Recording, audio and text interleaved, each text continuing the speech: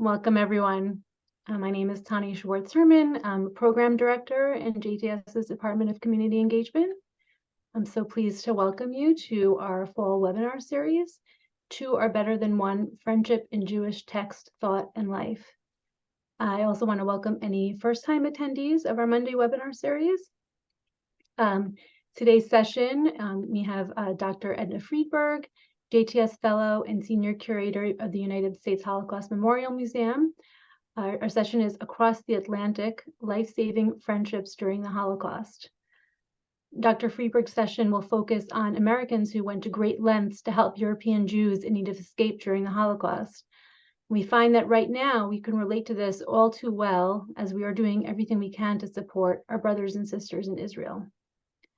I want to thank today's sponsor of the session at the Tzaddik level, sponsored by George A. Goldberg, MD, in loving memory of his parents, Janet Kesselman Goldberg and Dr. Max J. Goldberg. If you're feeling inspired by this opportunity to learn with JTS's outstanding scholars, we invite you to partner with us by sponsoring a learning session. We offer 3 sponsorship levels, Chacham at $540, Sadiq for $1,000, and the Navi level at $1,800. We'll post a link shortly in the chat as well. So you can learn more about how to sponsor a session. And I just want to go over the format of today's session. As we usually do, Dr. Friedberg will pause for questions during the class, and we'll also have some time for Q&A at the end. Rabbi Endelman regrets that she's unable to be here today, but we're also pleased to have with us Ellie Gettinger, who's going to be moderating the questions today. So you can chat your questions to Ellie, and she'll select a few of the questions to present to Dr. Friedberg. Since we receive a large number of questions, we would appreciate it if you could express your question both clearly in complete sentences and also concisely. For any technical or logistical questions during the session, you can initiate a private chat with me, Tani Schwartz-Herman. The sources for today's class were in the email that you received earlier today, and we'll be screen sharing a PowerPoint presentation as well. So pleased to introduce Dr. Edna Friedberg, as I mentioned before, JTS Fellow and historian at the United States Holocaust Memorial Museum. Dr. Friedberg received her PhD in Modern Jewish Studies from JTS, where she wrote her dissertation on the origins of American Jewish services for the elderly. Dr. Friedberg regularly speaks to audiences across the country, and her essays connecting Holocaust history with social, cultural, and political issues today have appeared in The Atlantic, Slate, Newsday, and The Forward. I'm going to go ahead and turn it over to Dr. Friedberg. Thank you, Tani, so much for that warm welcome. Thank you to George Goldberg for his sponsorship of this event. And hello and greetings to all of you, wherever you are watching from. I see a few friendly faces and names from my own home community of Addis Israel congregation here in Washington, D.C., and I am glad to virtually meet all of you. As Tani mentioned, also I am an alumna of JTS, received my PhD there, so it is always a special treat to speak on these sessions. So I'm going to be talking to you today really a very American story, although it is, of course, also a Holocaust story, and talking about, as the title said, friendships between Americans and Jews in Europe. And the Americans, some of them are Jewish and some are not, but they all had actually life and death consequences, good ones in these cases, for the people who were at risk in that time. And I do hope, even though we chose this subject months ago, that it will give us some sort of inspiration today, as these are very painful times for all of us. I think we could go ahead and show slide 1 if we can. Thank you. Okay, so I want to start with a little bit of context to think about what could and did average Americans know during the period that we're talking about, in this case, the 1930s, because the period that was really possible for rescue or refuge of European Jews to the United States was from when the Nazis came to power in 1933, really until Pearl Harbor. That was when doors fully closed. And we all know, I imagine, in this group, that there were many, many obstacles that the United States government put in place. It was not easy to come, and we'll be talking about that in more detail. But I'm showing here a few headlines from American newspapers to give a sense of what people would have seen with their morning coffee.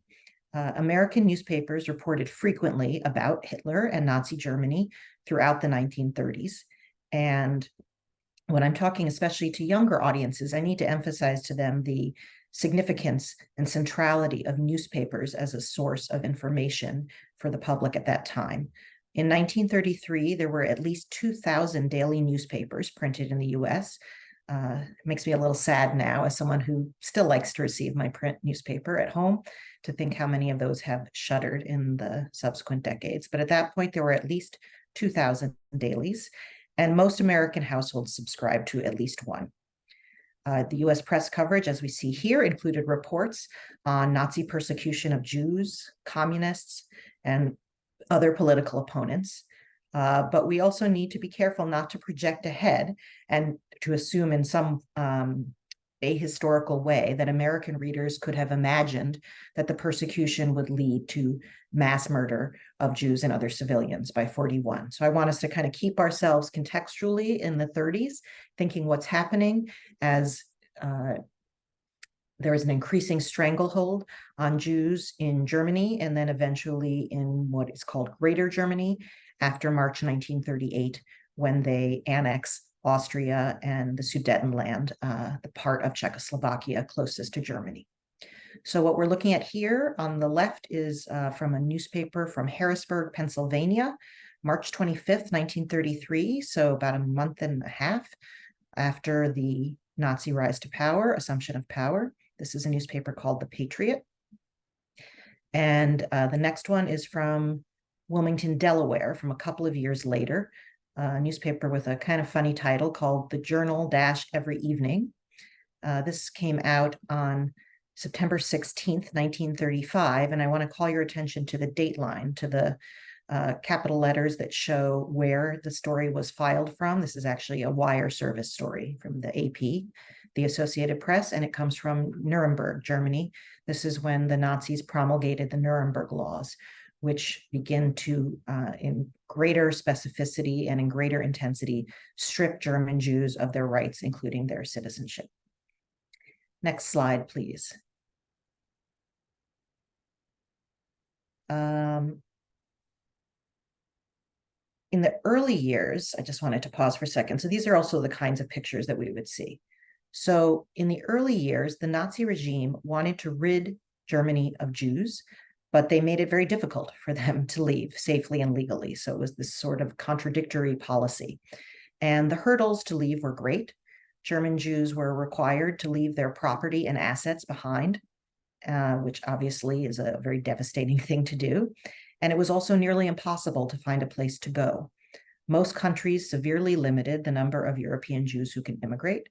And in our own country, we had no refugee policy. This is something that was surprising to me when I first learned it, even after many years of studying this history, that the idea that someone would apply to enter the United States for reasons of distress or mortal danger, that it should entitle them to somehow jump ahead in line of normal immigration process, that did not exist in the 1930s.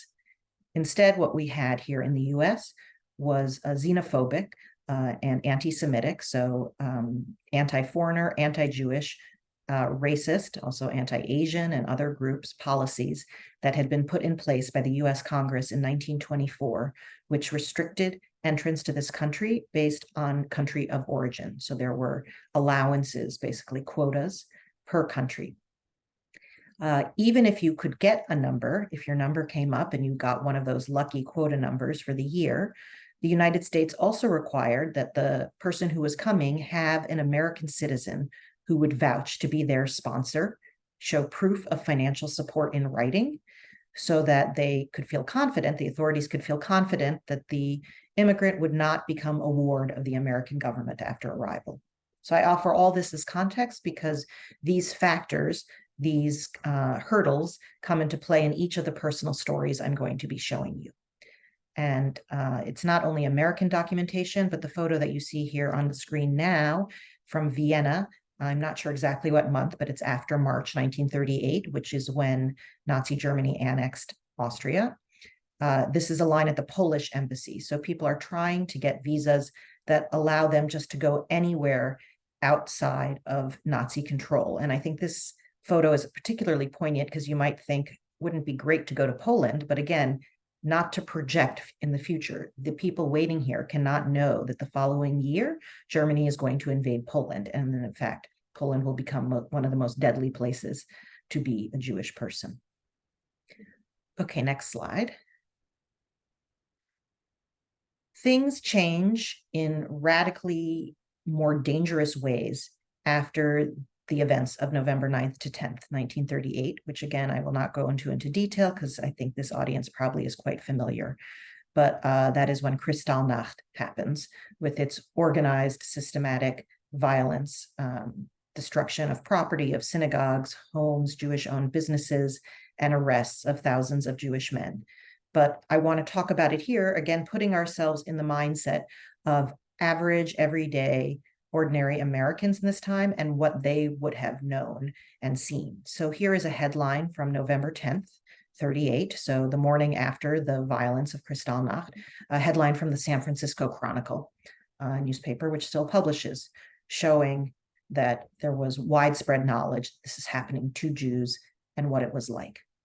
And they also would have seen pictures like this next slide, not this specific photo, but one that shows here. This is from the German city of Hechingen.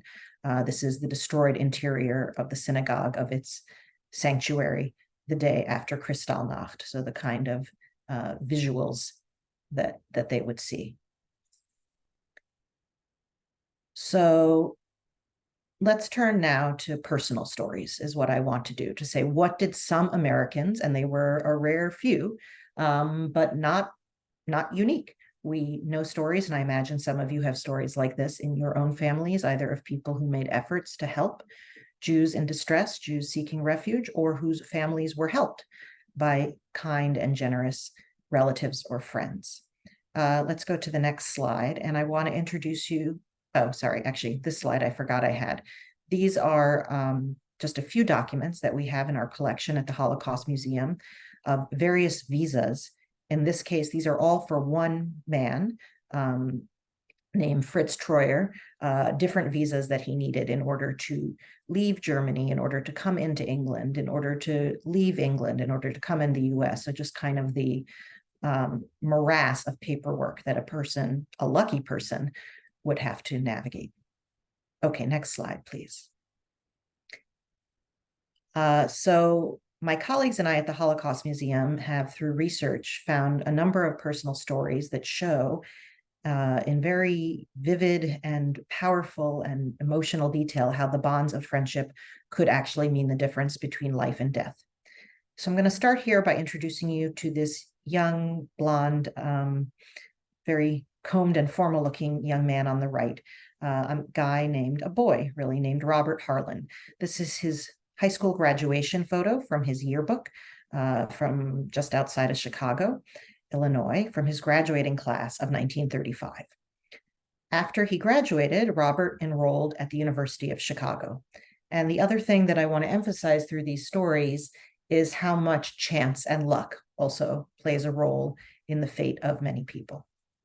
So in this case, Robert Harlan enrolls at the University of Chicago, and while he was there, he met and became friendly with a Jewish-German exchange student named William Stern. In 1938, Robert Harlan, as students do today, enrolls to go for a year abroad in Germany. You might think might not have been your first choice at the time, but he was studying German. He wanted to go to Europe, and so he enrolls at a university called Philipps Universität in the city of Marburg, the German city of Marburg. His buddy, William, asked Robert if he would please visit his parents when he's in Germany, his parents who he has not been able to see in a few years, because of course they do not want their son, who has made it to a more secure place for Jews, to return to Nazi Germany. And Robert said, sure, I'll go, I'll check in with them. But what began as an obligatory visit, you might think a kind of courtesy call, turned into a real friendship between Robert and the older Sterns, Bruno and Frida Stern. Instead of just coming by for some polite coffee and cake, they really hit it off. They connected, and Robert stayed with the Sterns in their home for 10 days. Now, we know all of this because Robert kept a diary that he wrote between September 7th, 1938, when he arrived in Germany, and November 14th. He kept it on pages of a date book, and also not long after his return to the US, he typed up some documents in greater detail to capture what he saw, because we know, of course, that he ended up being there during a very, very dramatic and terrifying time in Germany, including Kristallnacht. So the older Sterns, Bruno and Frida, help Robert with his German. They offer to serve as a kind of de facto host family for him, and he really starts to feel like part of the family. Robert, we see in his diary, and we have this in our collection at the Holocaust Museum, and it's in English, most of it. So if you'd like to go online, I could share a link later. You can read in his pretty good penmanship, his observations during this time, but he's finding it very difficult to reconcile that he's in a country that has produced so much culture and art, which he has studied as a student, and that it is now being run by thugs. He's also exposed in a very personal way to the emotional whiplash of the Stern family, because Bruno, the father, had served in the German army during the First World War and now is being treated as an enemy of the state. We can go to the next slide. This is a sample from Robert's diary. Don't try to piece it out from the slide. I'll read it to you in a minute and we'll put up the text. But just for context, when on November 11th, a day after Kristallnacht, on November 11th, 38. Actually, let me pause for a second to read this one to you. If you can go to the next slide. So here's what he had written in the handwriting I just showed you. So this is October 28th. It's about 2 weeks before Kristallnacht. And Robert writes, when the Steins got home last Monday night, they discovered they had to sell their house. On Tuesday, they sold it, the price and the buyer being settled, not by them, but by the authorities. Just like that, Dr. Stein has to stop working either the 1st of December or January, I'm not sure which. And I guess I've mentioned already the so-called tax that Jews have to pay on purchases they make, just double whatever the regular price is.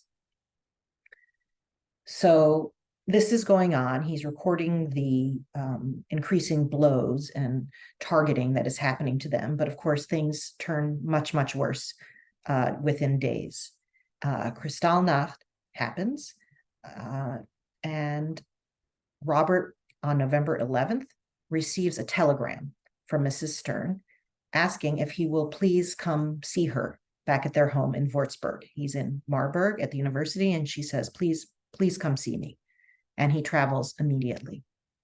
And when he arrived, he learned that Mr. Stern had been taken away, arrested the night before, and that their home had been ransacked. And if we can go to the next slide. I will read this to you, but it's also here for you to look at. This is what he recorded over the course of November 11th, 12th. A stranger meets me when he arrives at the Stern house. A stranger meets me, but by that he means Frau Doctor, Mrs. Stern, utterly dejected, tear-stained, almost at wit's end, but still struggling desperately to plan ahead, obviously relieved to see me. Fraulein, their daughter, Fraulein's dumb terror and ensuing exhausted relief at seeing me. Momentary breakdown by both women. Apartment's appearance, and he's describing. Little left in one piece, doors smashed, furniture splintered to nothingness, pictures methodically mutilated, books scattered all over, clock turned over, dishes tossed and crushed every which way, mirrors shattered systematically. Mord, or murder instruments, as he describes them, 3 found, all iron rods, one apparently made for the express purpose of destruction, a most effective affair with a heavy knob on the end. And then Robert continues, later, indomitable spirit rises. Bob, come here quick.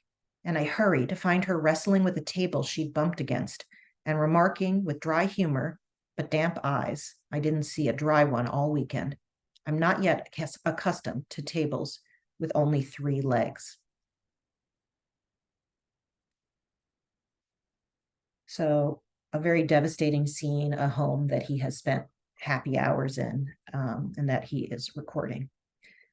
It's just very interesting, I think, also to see it through the eyes of someone who is neither a perpetrator nor the target of the events, but a sympathetic observer in what he saw. Next slide, please. This is a record that we have from, it is now in the digitally in the collection of the Holocaust Museum, but it's been stored in what is called the ITS, the International Tracing Service of the Red Cross.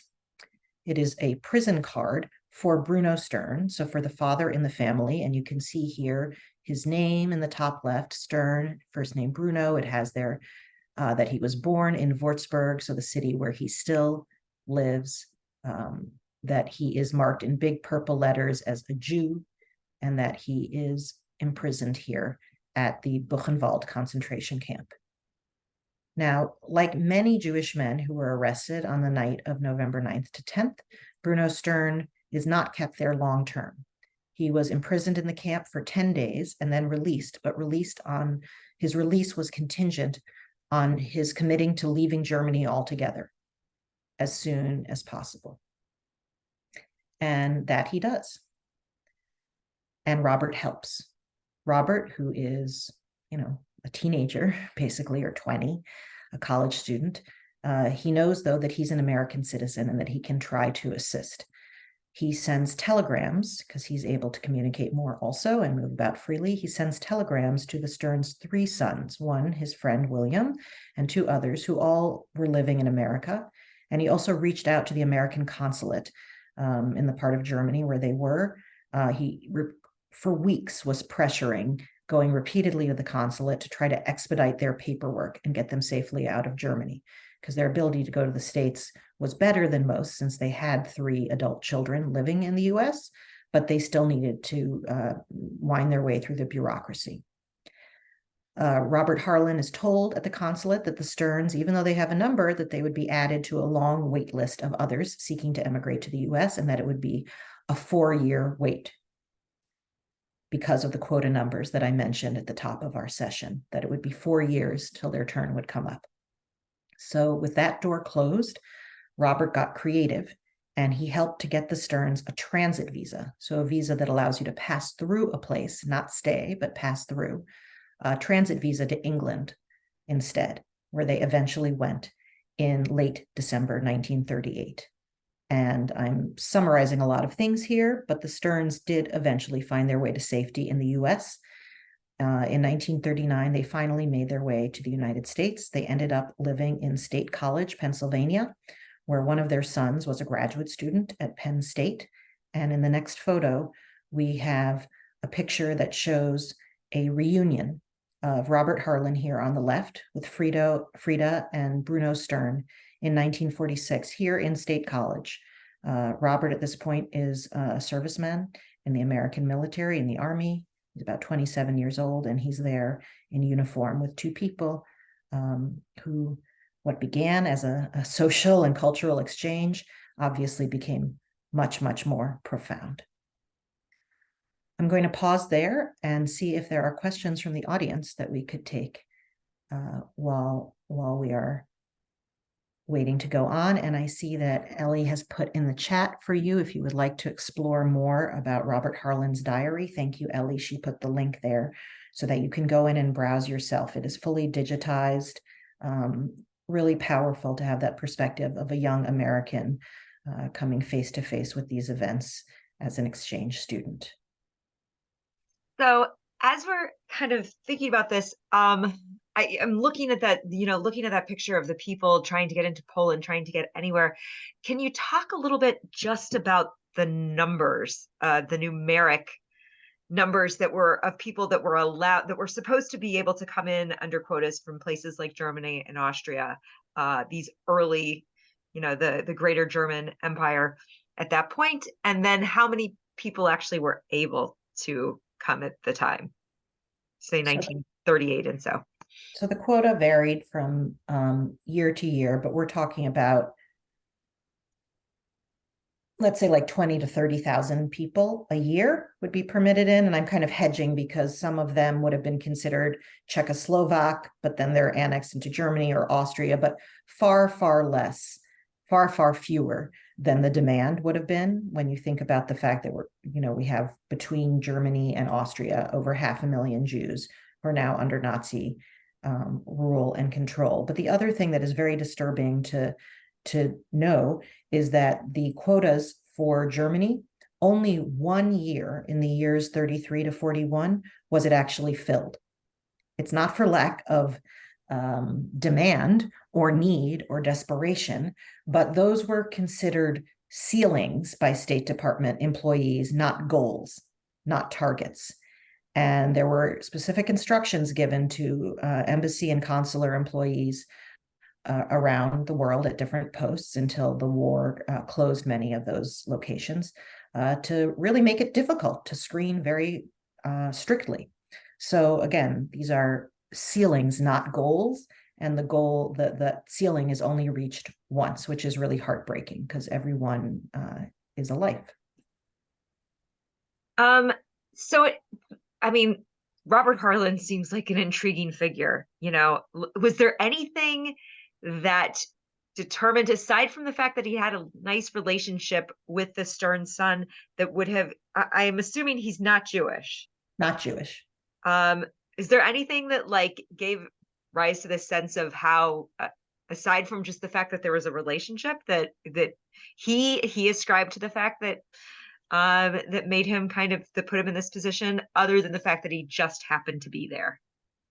Not that I know of. And we would like to kind of be able to point to it to say oh, he was very religious, or he was a Boy Scout, or, something in particular from his upbringing or a factor. But really what it is, it's those personal connection that he saw the human impact, saw it happening, and realized that he was in a privileged position as an American citizen, as a non-Jew in Germany, that he could move around more freely, make noise more freely, and also just offer comfort. There's a lot more in the diary about how much his friendship means to the Sterns. And he also recorded some very interesting things that I didn't include here, but about who helped clean up their apartment the day after Kristallnacht. And he includes some non-Jewish, so-called Aryan neighbors who came in to help. So it's really those personal connections that endure, and a sense of community. Is there any, at this point, as an American non-Jewish college student, was he taking on any risk by putting his neck out when he's in Germany? Was there? Not overtly in terms of a law or something, there's nothing to prevent him from doing what he's doing, but I can't imagine it would make him popular. Let's say if classmates of his were, and they would have been at this point, even just at a mandatory level, members of the Hitler Youth and knew what he was doing.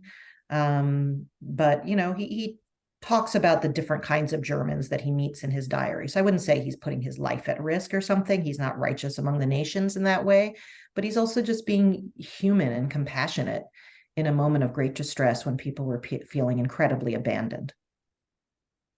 Someone is commenting how prescient were William's parents that they sent all three sons to the U.S. to study, and how often pre-1933 was that, were people sending their kids, or once was that, post-1933 that they were getting their kids into grad schools if they could, or school if they could?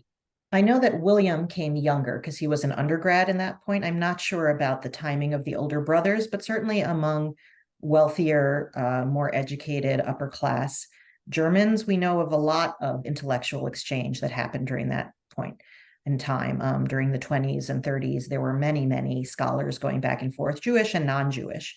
But it's, absolutely a privileged thing, someone who is high in university. I'm thinking about, just from a kind of pop culture point of view, many of us may have seen the Oppenheimer movie this summer, and that both Oppenheimer brothers studied extensively physics in Germany and other places in Europe. So these kinds of transatlantic intellectual exchanges and academic ties were not uncommon. And you see it in people, again, big names like Albert Einstein or something. That's how he gets brought to the US, and many other elites come that way. So to wrap up, because I want to this is such a fascinating topic. But I think this is the kind of the bigger, more thematic question of this time period. It sounds like none of these sons were particularly well established, in professions. They're grad students, they're students, and yet they have to take financial, economic support for their parents. They have to just say that they're going to make sure that they don't fall on the welfare of the state. What did that look like for the person who was sponsoring, and how did they kind of demonstrate that kind of financial resources, those financial resources? So I swear that I didn't ask Ellie to ask this as a leading question. I'm not sure of the specifics from the Stearns case, because you're right, a graduate student would not be able to just say, I'll take care of my parents. I don't know their exact sponsorship, but if we go on to the next story, I can show some of the kinds of documentation that would be required. And it was quite arduous to do. So we'll continue and I will show you. I want to go on to a very different kind of friendship, one that does not involve people who ever have met face to face, but these very sweet girls who we see here. Some friendships that grew closer under the circumstances of worsening conditions for Jews, even though they were long distance. So we have here on the right a girl named Marianne Winter of Vienna, a Jewish girl, and on the left, her pen pal, a non-Jewish girl who lived in Reading, Pennsylvania, named Jane Bomberger. The two were very close in age. They were about 15 years old when they started writing to each other, and they met through the Campfire Girls organization, so a scouting organization that would pair up members of different scouting groups to have, long-distance pen pal friendships. They wrote to each other, Jane, again on the left, and Marianne on the right, wrote to each other on a pretty regular basis. And when you look at their letters, you can see that even though they had a difference in language, they're writing in English. Marianne's English was pretty good, but certainly not fluent. But their lifestyles, they had a lot of commonalities, the kinds of things that they were interested in, the kinds of things they were worried about, how they felt about their families and friends, the questions they asked, they really clicked. And they corresponded over the course of several years, forging a deep friendship, talking and learning about each other's lives, each other's families. But historical events start to creep into the letters. And in some of her earlier letters, Marianne, who again is living in Vienna, so not under Nazi control, she describes some of what she has heard is happening to German Jews and how she feels really sorry for them. But it's not her life, it's happening hundreds of miles away. After March 1938, when Germany annexed Austria in what is now known as the Anschluss, Marianne begins to tell Jane about what's happening to her and her family, about anti-Semitic laws that are enacted now in Vienna, about humiliating treatment that she and her parents and brother and other Viennese Jews are receiving at the hands of the Nazis. On June 6th, 1938, which is 3 months after the Anschluss, Marianne wrote to Jane and told her that she and her family needed to get out, that they needed to immigrate as soon as possible. And Marianne asked Jane if she knew any wealthy Americans who might be able to sponsor her family. And something extraordinary happens then. Jane's father, in Reading, Pennsylvania, a man named Joseph Bomberger, decides to sponsor the whole family. The Bombergers were not wealthy. They were a solidly middle-class family. They had never met a single member of the Winter family in person, but Joseph signs an affidavit, an official legal document to the US government agreeing to support Marianne, her parents, and her younger brother, Stefan. The Bomberger family met the Winters at the dock, and obviously I'm jumping, that it would not be this easy to do, but they met them at the dock in New York City. They traveled from Reading and met them on February 3rd, 1939, and then traveled together back to Reading. And this story made the local news. You can go to the next slide. or actually, I want to read a little bit of these letters first. So here's the letter that I was talking about, the June 6th. This is the letter from Marianne in Vienna to Jane in Pennsylvania. She says, "My dear Jane, you cannot imagine how happy I was when I got your letter in all that time, because it would take time for mail to go back and forth. Facts are that we need to emigrate under every circumstance, and of course, I know that you and your family have not the money to claim for us. But I have heard there are many people who send such papers to Austrian Jews who they do not know. It is sad to say that we have no one in the USA, so that I have to ask you." Next slide. So just two girls writing to each other. And this is a copy of a telegram, radiogram, that is sent from Joe Bomberger, the dad, to Max Winter, the other dad, in Vienna, saying, "Affidavits slightly delayed. Will send direct to you July 18th. So showing how over the subsequent weeks, this man, Mr. Bomberger, is navigating this bureaucratic labyrinth to figure out what papers he needs to submit in order to help total strangers. Next slide.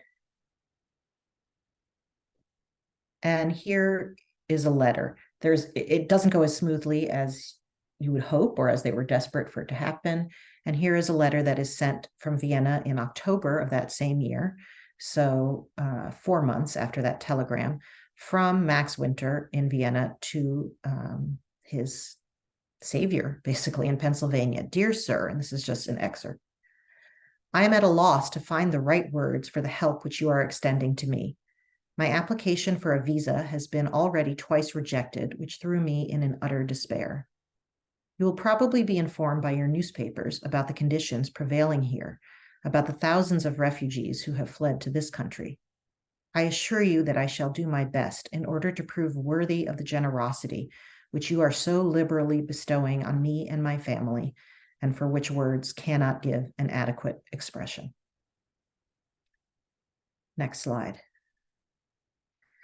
To Ellie's question, this is not from the Bombergers, but I wanted to give an example of the other types of paperwork. So Americans who were agreeing to sponsor an immigrant to come, would have to submit, among many documents, their tax return. And you can see actually the form does not seem to have been updated that much from the mid-30s to the kind that we are filing now, 90 years later. In fact, the layout is almost identical. But this is the kind of thing that they would show of how much money, and this is for a different person in New York who was sponsoring a different German Jewish person to come, showing his income and that he actually has the means and the liquidity to be responsible, and it's not just a wish and a prayer, but that he can do it. Next, please. Also, things like this. This is actually the boat ticket that the Winter family had, and their names are on it, that they set sail from Italy to come to the US. Okay, next. And as I said, the story made the news. Reading, Pennsylvania, not a big place. So the Reading Eagle, which was their daily paper, on February 5th, 1939, published this photo under the headline, "Hands Across the Sea Are Joined," along with a photo of Jane Bomberger on the left and Marianne Winter on the right, meeting for the first time just days before. The Winter family allowed, well, I'll read you, it's too small. So if we go to the next slide, I can tell you what the blurb is under the photo. It says, "Correspondence with Jane Bomberger, daughter of Mr. and Mrs. Joseph Bomberger of 920 Lancaster Avenue, started with an Austrian Jewish girl while she was a member of the Campfire Girls. Yesterday had brought deliverance from Nazi persecution to the Vienna girls' family. The 18-year-old girl abroad, seeking desperately to relieve the plight of her family, asked Miss Bomberger if it would be possible for them to come to the United States, and the Bombergers arranged it." Talk about understatement of the century. Miss Bomberger is pictured at the left. Fearing retaliation on relatives in Germany, the family of four declined to permit their names to be used. So the Winter family would not list their names because they knew they had left a lot of loved ones behind, and they didn't want to attract attention to them. So even though this is a feel-good story in so many ways, there is that undercurrent of ongoing threat and terror that is there. Next slide. Yep. The Winter family lived with the Bombergers for a few months until they found work, and then were able to get on their feet on their own and rent an apartment in Reading. And years later, Marianne reflected back on the kindness and generosity of Jane and her family. She said, "We could have been bank robbers or murderers. They had no idea who we were, but they thought that if we were in need, they would help. And they were terrific." So really beautiful. We could pause again, actually, to see if there are any questions that people have submitted. I'm happy to take them because we have this kind of natural breaking point, or let me know if you'd like me to just continue. We don't have any questions from the audience. I have, again, I'm intrigued by the motivation. Reading, I know, has a small Jewish population, but certainly, and the Bombergers were not Jewish. Right. But do we know anything about why, aside from maybe Jane being an especially convincing 18-year-old, did Philip ever record like why he took action? Of all the things, our kids tell us to do lots of things. We don't always sign affidavits of necessity for immigrants in need.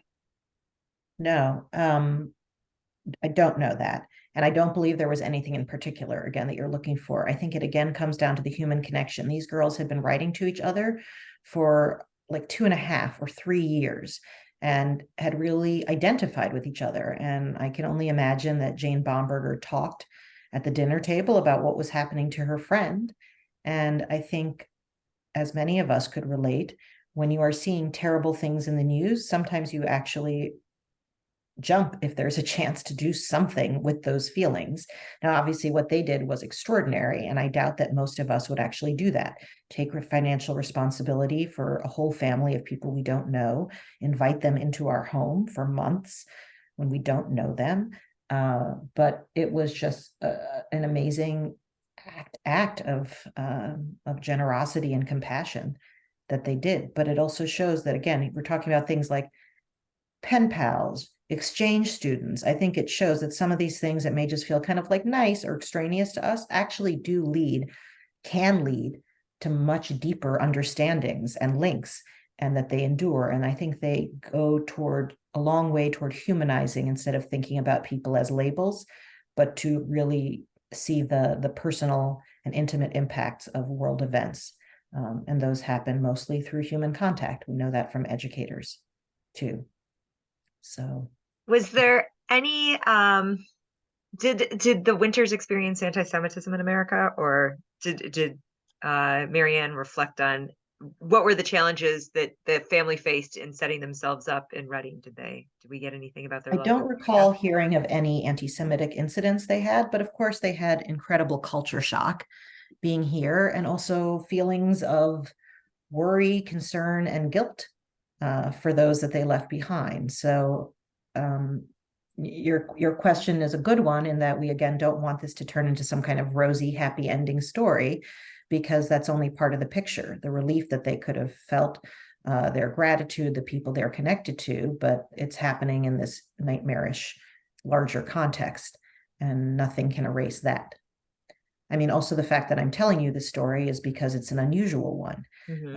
I'm guessing that, we've heard some stories like this, but all too many where it doesn't work out, even when people try to do the right thing. We know, for example, that Otto Frank, the father of Anne Frank, tried very hard through personal contacts. And on the Holocaust Museum's website, on our online exhibit, Americans in the Holocaust, you can read in more detail about this story and see documents where he was writing to very influential and wealthy friends he had in New York, people who owned department stores and were very well connected, and they were unable to get papers, even with a connection, even with someone who they knew personally.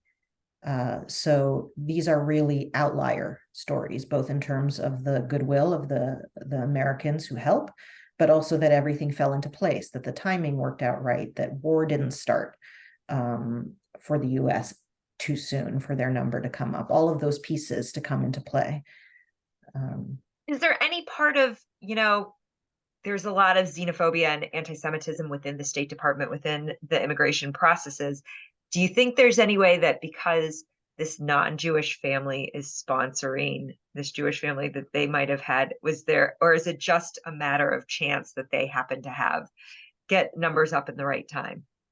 I can't know for sure. I mean, first of all, the name Baumberger could sound Jewish, the clerk who's running through things, but I don't know of cases of clerks like deliberately sifting out or something. I think there are just so many variables that we can never know. It certainly couldn't hurt that they were not Jewish. Well, I think we should probably keep going and let us hear this last story of this transatlantic communication. Okay. So the final story I'm going to show you is a much bigger leap of faith. It is taken by the young man who you see here, although some years after the photo. We are looking at a man named Josef Rosenfeld. He was born in Vienna in 1894, and we see a photo of him here as a soldier serving in the Austro-Hungarian army during the First World War, the Habsburg military.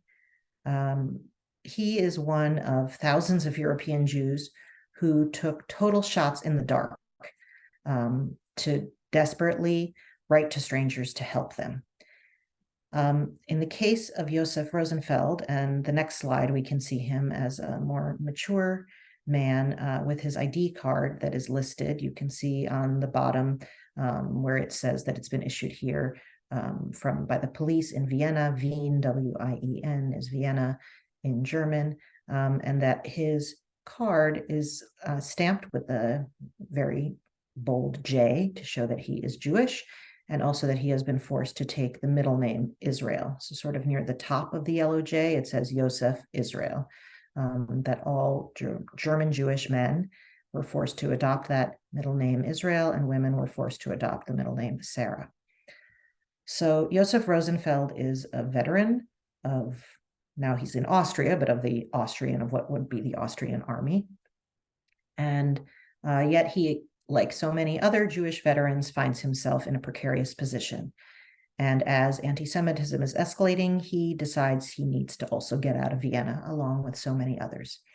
So he goes, and I believe at the American consulate, he finds actually a copy of an American phone book, and he takes a total shot in the dark. He decides to look to see if he can find anyone who has his last name. He thinks maybe if someone feels some identification with him, even if though it's a total cold call, cold letter, he's going to write to anyone he can find whose name is Rosenfeld. And we have a number of cases, again, you can see it on the museum's website, of people writing multiple letters to people with their last name, hoping one of them either is a distant cousin or will take pity on them because of that. So Josef Rosenfeld from Vienna writes to a man named Harry Rosenfeld in Chicago, completely out of the blue, to ask if he can help him. He writes to Harry in October 38 and says, I really want to come to the US, and will you help me? And they were not at all related, and Harry could easily have ignored this request, but instead he wrote back and he said, I am going to try to help you. I want to help you. And this begins a correspondence between these two Misters Rosenfeld of trying to get things together to help him to come. The affidavits that you need, the visas, and there's a lot that Josef has to do on his own transit visas and other things. But that critical piece for America, Harry, the total stranger, agrees to do for him. And on the next page, the next slide, we have here a copy, one of these letters. We have the letters that were sent to Josef Rosenfeld because his family still has them, from Harry. It says, and if you go to the next slide, I will read it to you. He wrote to him, this is from Chicago, from December 16th. Oh, do we not have it there? I'm sorry, I think this is the last slide. That's okay, I'll just read it to you. So it says, Chicago, December 16th, 1938, Josef Rosenfeld.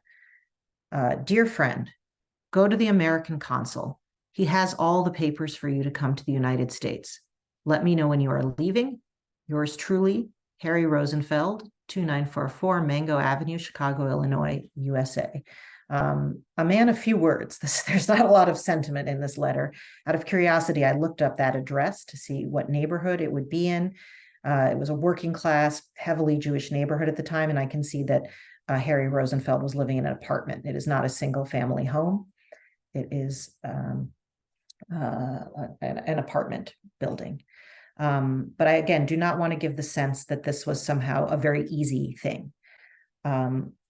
After Harry Rosenfeld gets the ball rolling bureaucratically, in June 38, they reply to the original request. It took months and months and months of hearing nothing, requiring more information to prove that Joseph Rosenfeld would not be a financial burden.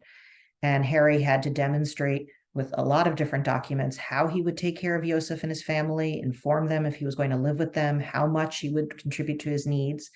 And in the meantime, things get much worse for Joseph Rosenfeld. He, after Kristallnacht, is arrested and sent to the Dachau concentration camp, all while he's been waiting for this to come through. Like Bruno Stern, he is eventually released on the condition to leave the country, and desperately needs Harry to provide this affidavit as fast as possible. And Harry does this even though we understand he was having economic hardships of his own due to the Great Depression. He writes and says he will take care of him. And eventually, on December 21st, 1939, 14 months after Joseph first wrote to Harry for help, he arrives in the United States, and he does live with Harry Rosenfeld until he could support himself. And eventually also helps him get his family out, and they remain friends, and their children became friends, and their grandchildren remain friends, all because of picking a random name out of the phone book. So I think I will close with that for more questions, but it's just to show about the power of personal connection. I know our theme for this series is about friendship, and these cases show in much starker terms than we ever do see what those relationships and affection and loyalty can mean. And I think also challenge us to think about what would you have done? What would I do if there were that kind of situation? How would I respond to a letter from a total stranger, especially if I myself was not necessarily in the most secure situation, either financially or as a Jew? So I hope they offer you some food for thought and inspiration in a very precarious time ourselves. Thank you. Thank you. Happy to take more questions. Fabulous. In thinking about the stories that that these are kind of three outliers. Can you talk through, since we've seen these three successes, can you give, I'd like to see the other side of the coin. What was happening as people were trying and failing to get, and both from the US side, like, that there are lots of people with much closer connections who weren't able to bring family over.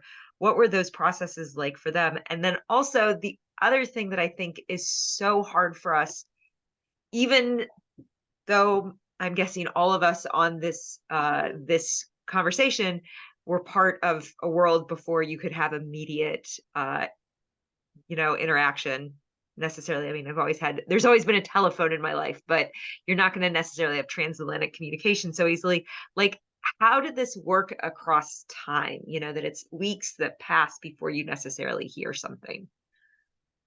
So that question of time is really critical, and could be the variable that meant success or failure for someone, both because they're dependent on letters that are going, and also once war begins, letters and postal service is also disrupted by difficulties. There were, everything's traveling by ship, and there were ships that were being torpedoed in the Atlantic. So some letters never met their destination. I can just share as a personal anecdote that I have some family letters. So my dad was a Holocaust survivor from Poland who had one aunt who lived in the United States. And that aunt in Brooklyn received letters from some members of our family who had been murdered. She received them in 1946 because they had sat somewhere in transit maybe Portugal or somewhere else that would have been, or France, that would have been a port of deep departure for a postal service ship. It sat there for years and came basically like a ghost letter years later from people who had died years before it finally was delivered. So there are many cases like that. Also the kinds of how does news pass. And as we see in the case of Josef Rosenfeld, even though the 3 stories I chose to share today have happier endings, in the meantime, while he's waiting for papers, for approvals, for his number, he's arrested and sent to Dachau. What if he had not been released? Let me tell you a little more about the Otto Frank story too. I mean, we need to remember that the Franks were German Jews who already had fled Germany for the relative safety of the Netherlands. Again, not projecting forward, they could not know that the Netherlands would eventually be occupied, so they went to a safer place. Otto Frank and his wife had considered moving to Great Britain at one point, but he had economic difficulties, so they couldn't go there. Just all the practical things that make it possible or attractive or impossible for you and I to move somewhere and start over are also true for them. They're not all related to ideology or anti-Semitism, but there are financial concerns. So the Frank family gets on waiting lists for the American immigration visa. I think at the time, they got on in 1938, and you have a couple of 100,000 people born in Germany who are also on that list. So Otto Frank waits more than 2 years just for his interview for the US consulate to talk to him, to review his visa application. And what happens in the meantime is that Nazi Germany invades Western Europe in the spring of 1940, and they invade the Netherlands, they invade Belgium, they invade France, and they bombed Rotterdam, which was where the US consulate was that had the visa waiting list. So they have to reconstruct the list. I mean, it's bureaucracy, but then running face to face physically with war. And consular officials try to contact people to reconstruct the list, but the Franks do not appear on the new list. It's at this point that Otto Frank writes to Nathan Strauss Jr., who's his friend in New York. A lot of you may remember Abraham and Strauss, the department store. He's the son of the founder of Macy's. Again, going back to personal connections. How did Otto Frank know Nathan Strauss, this department store heir in New York? They had met years before during a study abroad in Heidelberg. And so he writes to him. He asks Nathan Strauss, will you please help us? Nathan Strauss actually worked for the Roosevelt administration. He certainly was wealthy. He had protectia. He had a lot of contacts. Edith Frank, Anne's mom, had 2 brothers who are living already in Massachusetts. They're all working. They could not have had any more advantages. And then they get delayed more and more. I mean, I'm brushing over a lot of details. And then they can't go because the war gets in the way, and the visa stamps are destroyed, as I described. And we all know what the end was for the Frank family. There's even more stuff. They tried to go to Cuba. They're trying everything. So, it reminds me, it's obviously an extraordinarily different situation in a million ways, but it reminds me of some of the hostage families that we see so desperately trying today, who are meeting with everyone from the UN to the President of the United States, and still no one can help their loved one, it seems. So sometimes all of the connections and wealth in the world don't matter if the circumstances or the dangers are particular. So luck is always a part of it, and timing is part of it, and time and passage of time was never on the side of Jews seeking to get out. Someone actually, in that you did pull this to a contemporary comparison, or a contemporary, a way of exploring this kind of moment that we're in, that they were wondering, is there a way of kind of looking at this, this moment that we've been exploring this morning this afternoon, as a way of kind of looking at our contemporary moment and responding, especially in explaining the kind of difficulties to a younger generation, and how you've been looking at that in terms of this particular moment, or that we're in at this moment. I think I'm answering this more as from a personal stance than necessarily from a historian, but what I take from it is a feeling of Klal Yisrael, also of Jews being responsible for each other and taking care of each other. And I look to what is happening at our local Jewish community day school, which is taking in Israeli kids whose families have come here. Either they are originally American or have American family, and so they have left to be in a more peaceful place, because also if they live in some place like in the Negev or the South, there is no school happening there. And that these schools are taking them in. And just from a very basic point of view, and I'm speaking here as a former trustee of our day school, I don't know if they can afford tuition or not, so it's not that I necessarily would think about donating to a day school as helping the Israeli cause, but it's all connected. Because if it can help provide some measure of normalcy to a child who has been traumatized or flee from war, or just kind of those basic needs. And also, I think the feeling of solidarity, of not being alone. There's both the tangible help, but that even during the long periods that we see in this correspondence with the Winter and Bomberger families, or between the Rosenbergs, that it helps keep their spirit up, to know that there is someone far away who has not forgotten them and is still working to help. So obviously there are profound differences, and we have a state of Israel, whatever its complications and failings, and thank God it is not exactly the same thing, but the human parts of fear and compassion and connection, I think, carry over. So I look at these stories for inspiration. I always love a research question. So, and I know that I feel like this is something that American audiences don't know as well. You showed the Buchenwald record. Could you tell a little bit more about that database and how people can use it? Sure. The ICT, it's the ITS, the International Tracing Service. So the International Tracing Service is an archive, a massive archive of the International Red Cross, physically housed and originating in the immediate post-war years in Bad Arolsen, Germany. Some of you may have seen some years ago, there was a big story on 60 Minutes about it, which you could also Google and find.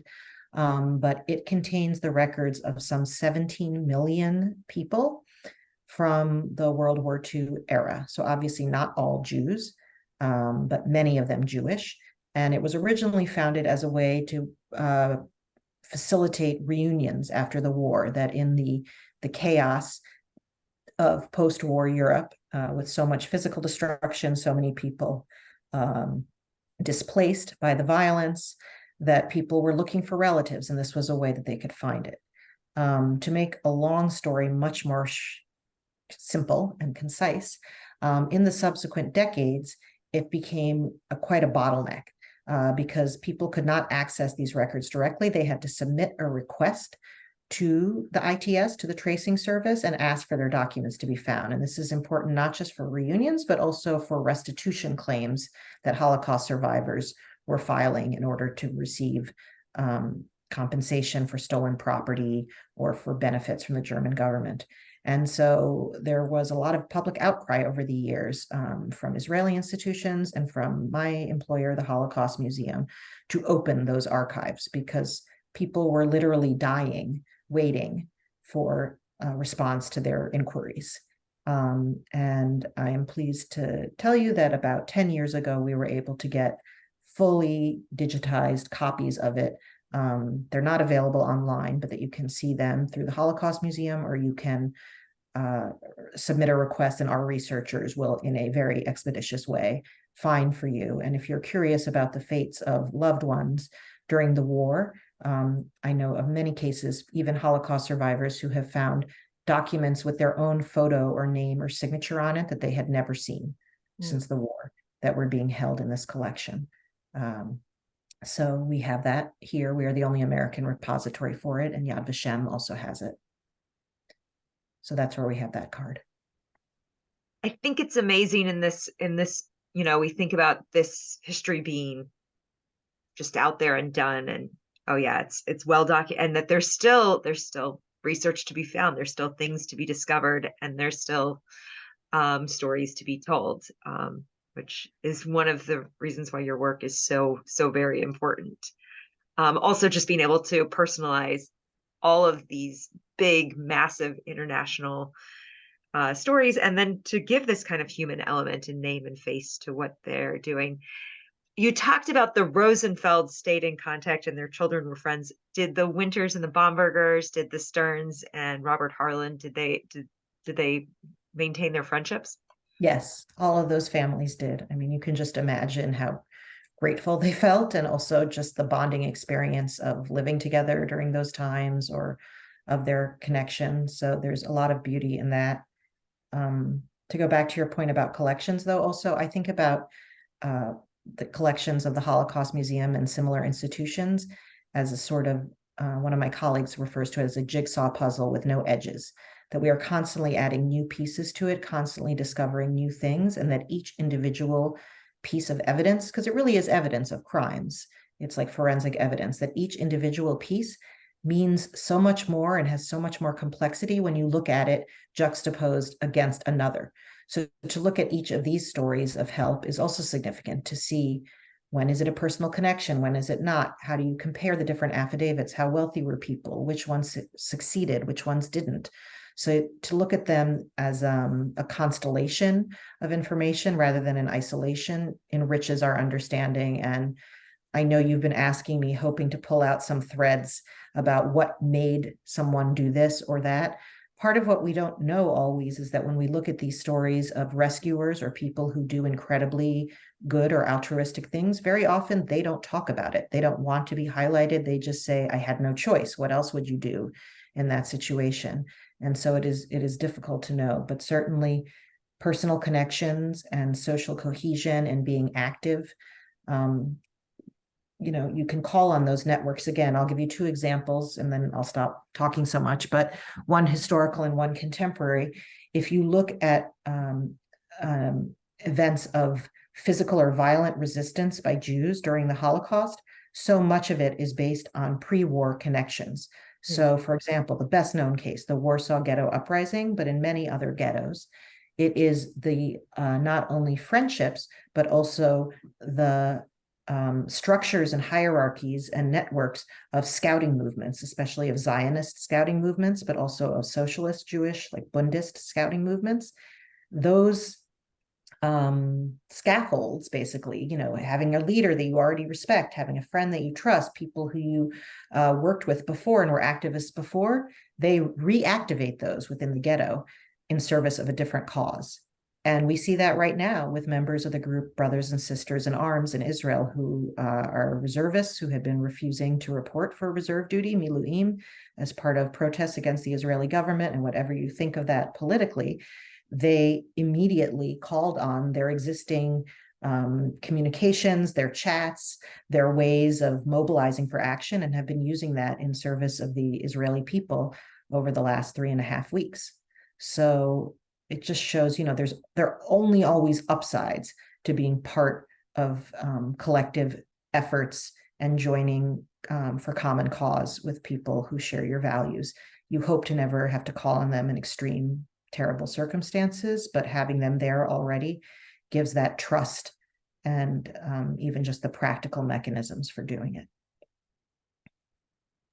I think all of these stories also give us this real insight into, in the case of the Rosenfelds, there's this sense of, shared, whether it's just a name or this, that we're both Jewish and we have this, but in the others, it's really this idea of getting outside of your circle, and having that kind of larger network that, it's important to have these networks of people who are like you, but also building common cause with people who are different than you, that those can be life-changing. And I'm sure, as someone who's hosted an exchange student and has had exchanges, that they're life-changing, but in a much more modest way. It just, it's amazing to see the breadth of where you can get with that kind of, how those relationships can really shift people's understandings. Absolutely. I mean, and you can find, it could be as Jews, but it could also be like maybe Joseph Bomberger related to Max Winter as a father, a dad to a dad of a teenage daughter. How does that make you feel? That you can identify and empathize with what they're feeling. So yeah, what would it feel like if you, Joseph Bomberger, had to rely on your teenage daughter to save the family, in this very tenuous relationship? It's just, it's amazing, these stories. And someone brought up, they asked, could these people be in the righteous of the nations? And it's my understanding they cannot, because they didn't risk their lives per se. But that's is there correct. any sort of, aside from us saying, wow, those Bombergers, Robert Harlan, those are amazing stories, amazing people, is there any kind of recognition that we offer for this kind of support? Not formally, other than I love to be able to tell their stories. We feature them in our exhibit at the Holocaust Museum. But yes, the Righteous Among the Nations is a designation that's given by Yad Vashem, the Israeli Holocaust Memorial. And it is specifically for people, for non-Jews who risk their lives in order to help Jews during the Holocaust. Interestingly, people sometimes get frustrated, and I totally understand, because it doesn't apply to Jews who helped Jews in life-endangering situations. So it is a very particular categorization, and one that the scholars at Yad Vashem research very rigorously, but it is narrow in its definition. That doesn't make it bad. It's just very particular for what it is. But I also will reiterate that many, many cases, people who we think of as heroic and who did incredibly brave and caring things often do not think of themselves in that way, and sometimes do not want the attention because they feel like it should not be extraordinary. There are also cases, I will say, in Egypt and other parts of North Africa. If you're not familiar, people watching, with the work of Robert Satloff, Satloff. He's a great guy. He runs a think tank related to Middle East politics here in DC, but he wrote a book called Among the Righteous, which was also a PBS special. This was after 9/11. Rob was, and he writes about this in his book, but I also know him. He belongs to our synagogue and works with us at the Holocaust Museum. He was walking down the street feeling just so bleak after September 11th attacks, trying to understand how something like this could happen and what would, and then all the reverberations of how people were turning it into an angry war of the West against the Muslim world. And he said, what could I do? And he uproots his family, and they moved to Morocco for a long period of time with 3 young kids, because he decided that if he could find Muslim rescuers during the Holocaust era, that first of all, that could help to counter Holocaust denial in Arab lands, but also that it would turn the subject of the Holocaust into something that was unifying between Jews and Muslims, and maybe give a source for pride to some people of the Muslim faith and in that background. And one thing that is hard and sad is some of the rescuer stories he found, and he did find beautiful, amazing, powerful ones, but sometimes their families didn't want it to be highlighted because they felt that it was something that they wanted to have forgotten, because to have helped Jews would not be seen as something good or to be proud of in today's political environment of anti-Israel sentiment, or that it could even draw unwanted attention or risk to them. So that to me is both beautiful and heartbreaking. So look for Among the Righteous. There was a PBS special and also an excellent book that I would recommend to you. We'll try and get that into the chat as we're wrapping up here. Dr. Friedberg, it is so wonderful to hear from you. Is there anything else that you would want to add as we're thinking through this idea of friendship? And I think right now, in this particularly difficult moment, coming back to this idea of friendships that support across divides is such an important way of framing a world that seems very divided. Is there anything you kind of that you keep looking to as we are wrapping up here? I look to the idea that you don't have to be, and I don't mean to sound platitudinal in this. I am not I think I'm congenitally a kind of cynical person. I don't know if it's how I was raised or if it's what I do for a living, and yet I look at stories like these and say, you don't need to be heroic and you don't need to be perfect to do amazing healing things for other people. And who among us is perfect? I think I may have talked in a previous session for JTS about this, but if I have, forgive me if I'm repeating, but one of the small stories that stays with me the most from quarter century working on this is a story of rescue that happened in Poland, where a Polish Christian woman took in 2 Jewish children, a brother and sister, to shelter them. And in Poland, the consequences could be deadly for someone for doing that. And almost as soon as she took them in, she regretted the decision because of the risk that she was taking to her family. And she was being paid to do it, both for the risk, but also to buy extra food and all those things.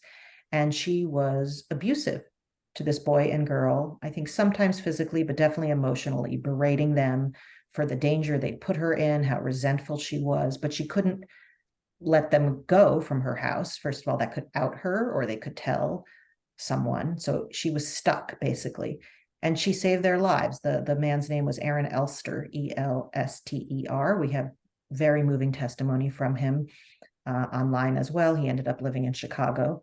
So he and his sister's lives were saved by this woman who also resented them and was cruel to them, and yet she saved their lives. And so I think about that a lot because she is so complex and human when you think about it. None of us is our best selves at every moment, and you don't have to be to do something incredible. And so I think about that because I think it takes away the kind of pressure to be some kind of saintly figure, to borrow another religion's term, and allows us just to be the best we can in the moment, and to know that sometimes just a small note or a text or a call to someone who is struggling can mean a lot and can stay with them for years.